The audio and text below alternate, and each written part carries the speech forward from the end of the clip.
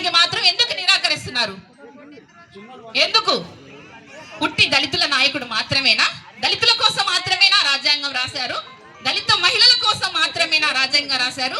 దళిత స్త్రీలకు మాత్రమేనా ఓటు హక్కు కల్పించారు?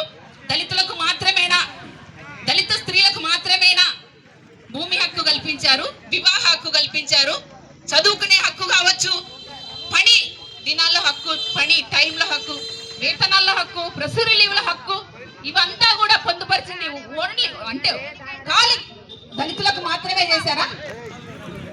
అందరికీ, అందరూ సమానంగా ఉండాలని మహిళలందరికీ కూడా, అందరి స్త్రీలకు కూడా సమాన హక్కు కల్పించారు కదా.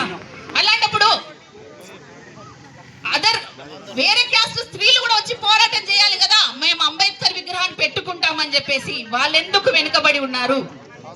వాళ్ళకెందుకు కుట్ర పండుతున్నారు?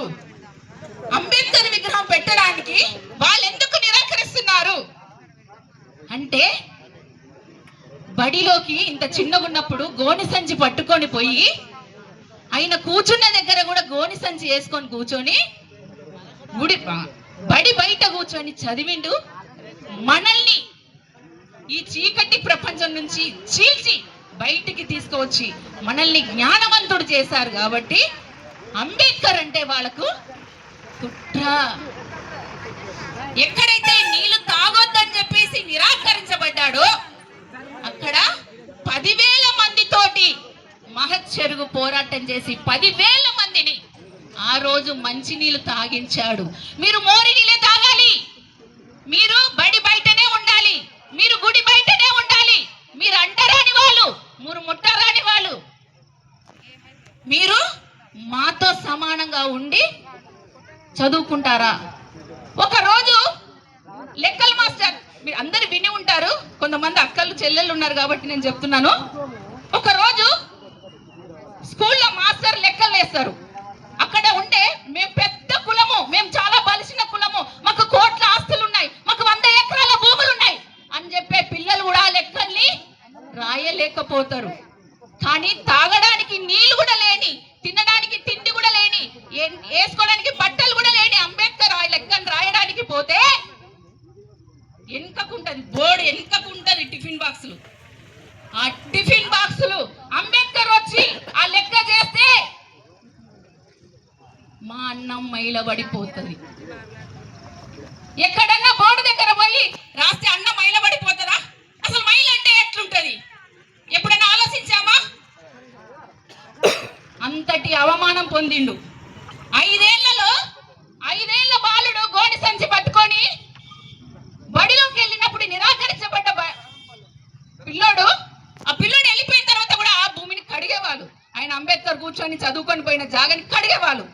అలాంటి మనిషి కోసం పార్లమెంట్ ఎదురు చూసింది 50 సంవత్సరాల తర్వాత. అదే కదా విజయం అంటే, అదే కదా పట్టుదల అంటే, అదే కదా కృషి అంటే, అదే కదా విజయం అంటే. ఆ వారసులో మనం ఎట్లుండాలి? అంబేద్కర్ వారసులమైన మనం ఎట్లుండాలి? ఇక్కడ ఎంతమంది తాగొచ్చారు చెప్పండి? మనసాక్షి ఎవరు నాకు చెప్పే అవసరం లేదు. మీ మనసులో, మీ గుండెలో చేయి పెట్టుకొని చెప్పండి. నేను అందరు అన్నదమ్ముల మధ్యలో నిలబడ్డాను. చెప్పండి, ఆయన వారసులు మీరు ఎట్లా ఉన్నారు? ఈ రోజు ఇక్కడ శపథం చేయాలి. ఇది విగ్రహం కాదు. ఇది విగ్రహమా? త్యాగం, నిలువెత్తు త్యాగం. దేవుడే కాదు, అది తర్వాత విషయం. నిలువెత్తు జ్ఞానం ఇది ఇక్కడ నిలబడ్డది. ఈ విగ్రహం దగ్గరికి రావాలంటే మీరు ఎట్లా ఉండాలి చెప్పండి? ఈ విగ్రహం దగ్గరికి ఎక్కి గడ్డేయాలంటే మీరు ఎట్లా ఉండాలి? ఈ రోజు ప్రమాణం చేయండి.